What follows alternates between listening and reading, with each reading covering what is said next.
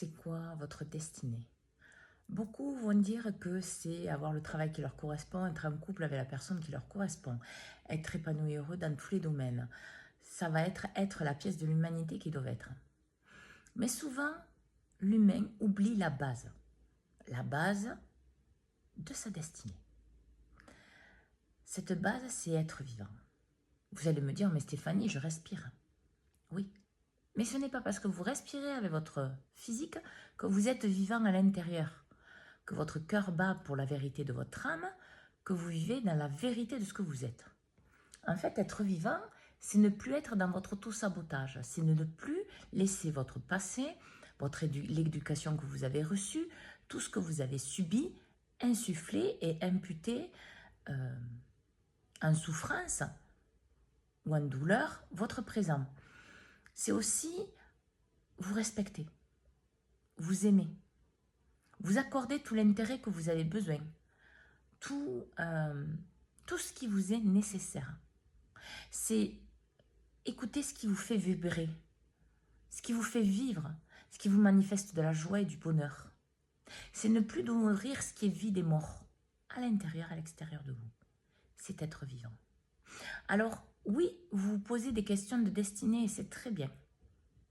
Mais pour y accéder et pour la vivre pleinement, il faut que vous soyez vivant dans la vraie vie, la vie d'incarner la vérité de ce que vous êtes, c'est-à-dire ne plus être à côté de vous-même, ne plus faire de choses contre vous-même, ne plus dire des choses contre vous-même, de ne plus être dans « je dis oui alors que je veux non », alors que je veux non, je dis oui, être juste avec vous-même.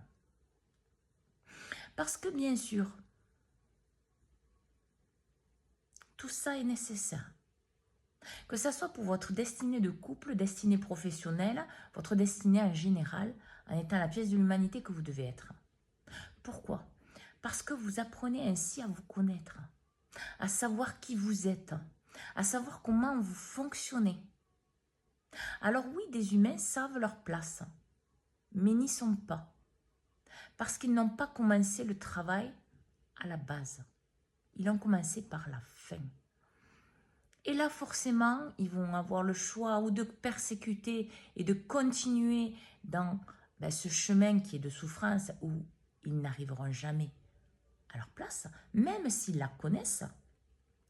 Ou alors, revenir dans la vérité, c'est-à-dire dans ils s'honorent, ils sont vivants, ils voient que en fait, ils sont responsables d'eux-mêmes, responsables de leurs actes, ils s'engagent avec eux-mêmes. Auquel cas, leur destinée, qu'ils la connaissent ou s'ils la connaissent, ils vont l'acter dans la matière.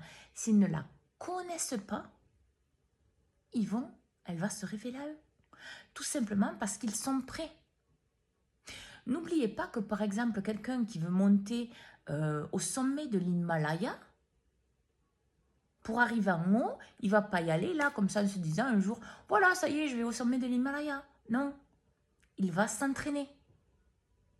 Il va s'entraîner à la respiration, au manque d'air, aux problèmes émotionnels, pour pouvoir monter au sommet de l'Himalaya. Donc, acceptez d'être vivant, acceptez votre incarnation, acceptez que vous êtes responsable de vous-même, acceptez de vous engager avec vous, c'est la première base de votre destinée.